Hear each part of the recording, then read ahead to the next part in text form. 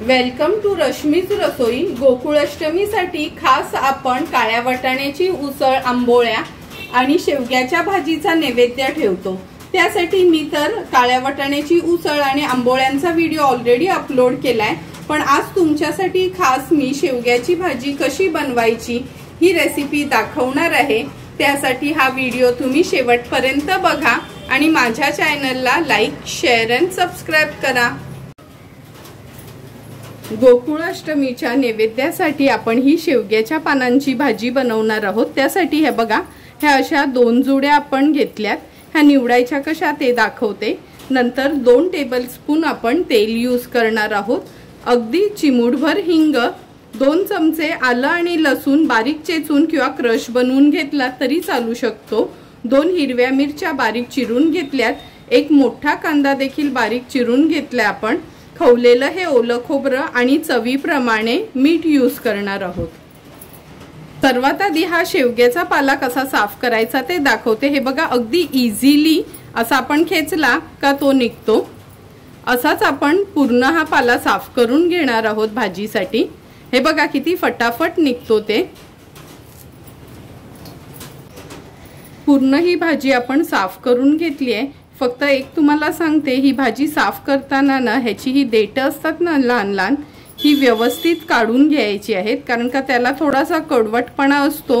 मग जर ती पण आपण भाजीत टाकली तर थोडीशी कडवट टेस्ट येते, म्हणून अगदी व्यवस्थित ही आपल्याला साफ करून घ्यायची आहेत। आता ही मी पानं स्वच्छ धुवून घेते आणि नंतर बारीक चिरून घेणार आहोत।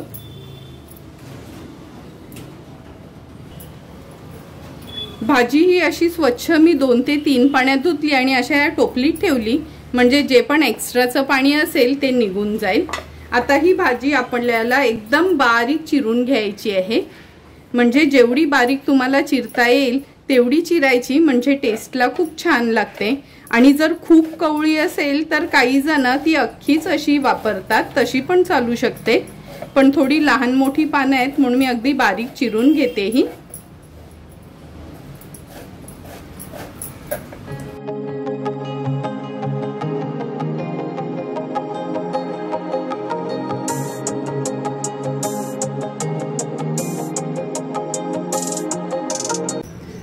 थोडी थोडी करून सर्व भाजी आपण ही बारीक चिरून घेतली आहे। आता लगेचच भाजीला आपण फोडणी देणार आहोत। गॅसवर आपण ही कढई गरम करत ठेवली आहे। 2 टेबलस्पून एवढं तेल काढून घेणार आहोत कढईत। तेल गरम झालंय, आता ह्याच्यात आपण 2 पिंच एवढं हिंग घालूया। हिंग ऍड केल्यानंतर ही मिरची जी आपण बारीक चिरून घेतली आहे ती फोडणीला घालणार आहोत। मिरची ऍड केल्यानंतर आलं आणि लसूण मी अगदी बारीक क्रश करून घेतले, तुम्ही चेचून घेतलं तरी पण चालू शकते। आता तेलावर छान आलं, लसूण आणि मिरची आपण परतून घेऊया, म्हणजे त्याचा फ्लेवर तेलामध्ये छान उतरतो आणि भाजीला पण छान टेस्ट येते। अर्ध्या मिनिटासाठी हे परतून झालंय। आता यात आपण बारीक चिरलेला कांदा ऍड करणार आहोत। मी हा एक मोठ्या साईजचा कांदा घेतलाय, लहान असतील किंवा मध्यम असतील तर तुम्ही 2 कांदे घेतले तरी चालू शकते। आता कांदा छान मऊ होईपर्यंत आपल्याला शिजवून घ्यायचा आहे। कांदा शिजवताना गॅसची फ्लेम मी अगदी लोवर ठेवते आणि झाकण ठेवून कांदा शिजवून घेते।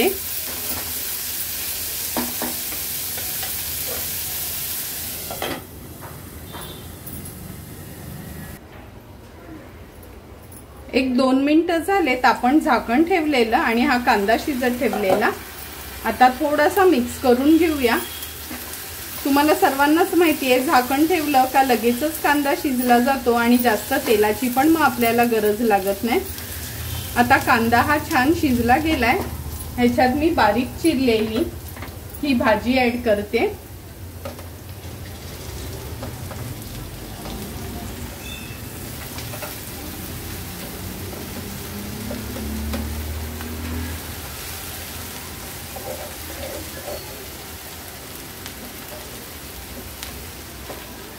ही भाजी जेव्हा आपण बारीक चिरून ठेवतो ना तेव्हा त्याला एक ना थोडासा चिकटपणा येतो ह्या शेवग्याच्या भाजीला।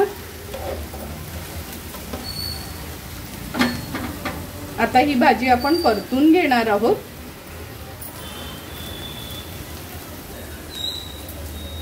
गॅसची फ्लेम मी लोवरच ठेवली आणि लो फ्लेम असूनच ही भाजी मी परतून घेते व्यवस्थित।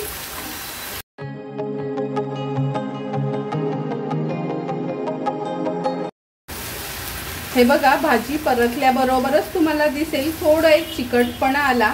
काही ठिकाणी तर ही भाजी धुतली का ह्याला ना थोडं भाजून घेतात आणि नंतर ह्याची भाजी बनवतात, पण आमच्याकडे आम्ही नॉर्मल पालेभाजी बनवतो त्याच पद्धतीने ही भाजी बनवतो।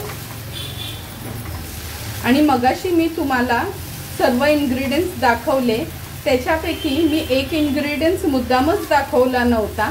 ही भाजी जी थोडी चिकट होते किंवा त्याची कडवटपणा कमी लागण्यासाठी आपण ह्याच्यातनं शेंगदाण्याचं कूट घालणार आहोत। म्हणजे शेंगदाण्याचं कूट घातलं का भाजी छान होते टेस्टला पण आणि कडूपणा कमी लागतो, मुलं पण खातात मग आवडीने। 2 टेबलस्पून एवढं मी हे शेंगदाण्याचं कूट घातलंय ह्याच्यात। आता चवीप्रमाणे मीठ ऍड करूया।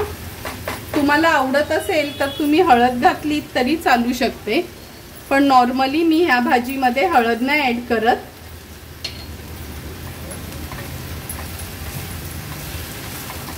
आता 5 ते 6 मिनिटांसाठी ही भाजी छान आपल्याला शिजवून घ्यायची आहे। लो टू मीडियम फ्लेमवरच गॅस ठेवणार आहे आणि मध्ये मध्ये मी ह्याला हलवत राहणार आहे म्हणजे खाली लागणार नाही म्हणून। 4 ते 5 मिनिटं झालीत ही भाजी आपण परतून अशी व्यवस्थित शिजवून घेतली। आता ह्याच्यात मेन इन्ग्रेडियंट्स म्हणजे आपलं खवलेलं ओलं खोबरं आपण ऍड करणार आहोत। ते पण मी एक 4 ते 5 चमचे एवढं ओलं खोबरं घेतले, कारण का कोकणात म्हटलं तर खोबरं तर हवंच असतं सर्वांना। खोबरं ऍड केल्यानंतर ही भाजी पुन्हा एकदा आपण व्यवस्थित परतून घेऊया। हे बघा किती सुंदर असा त्या भाजीचा हिरवा रंग आणि पांढरा शुभ्र असा आपला खोबऱ्याचा खीस। ही भाजी आता आपली तयार झाली आहे। आता ह्या स्टेजला मी ह्याच्यावर झाकण देते। तुम्ही बघितलं असेल का भाजी शिजवताना मी थोडंही झाकण नव्हतं दिलं आणि अगदी 1 मिनिटाचीच वाफ काढून घेणार आहोत आपण स्लो फ्लेमवर। मिनिटभर झालाय झाकण काढून बघूया। हे बघा सुंदर अशी वाफ पण आली आणि आपली भाजी एकदम छानशी तयार झाली आहे। पौष्टिक अशी आपली ही शेवग्याच्या पानांची भाजी रेडी झाली। आता ही सर्विंग प्लेट मध्ये आपण सर्व करून घेणार आहोत। सुंदर आणि पौष्टिक अशी तयार झालेली ही शेवग्याची भाजी आपण ह्या प्लेट मध्ये वाढून घेतोय। नॉर्मली ही भाजी गोकुळाष्टमीसाठीच केली जाते, म्हणून जास्त करून ही भाजी भाकरी सोबतच खातात। तुम्ही ही भाजी चपाती सोबत देखील खाऊ शकता। तुम्हाला जर मी बनवलेली ही पौष्टिक अशी शेवग्याच्या भाजीची रेसिपी आवडली असेल तर या अष्टमीला तुम्ही देखील ही भाजी घरी ट्राय करा आणि मला कमेंट करून सांगा की तुम्ही बनवलेली ही भाजी कशी झाली आहे ती। तुम्हाला जर मी बनवलेल्या या शेवग्याच्या भाजीचा व्हिडिओ आवडला असेल तर नक्की माझ्या चॅनलला तुम्ही लाईक, शेअर अँड सबस्क्राईब करा। Thank you for watching my video.